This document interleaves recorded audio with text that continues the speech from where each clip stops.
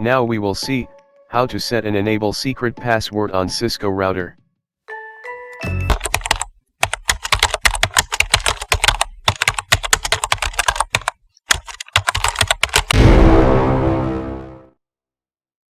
Type no and hit enter.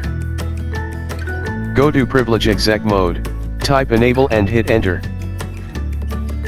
Go to global configuration mode. Setting an encrypted enable mode password.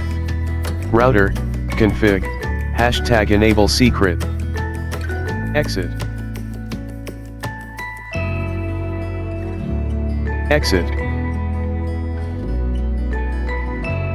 Password set successfully.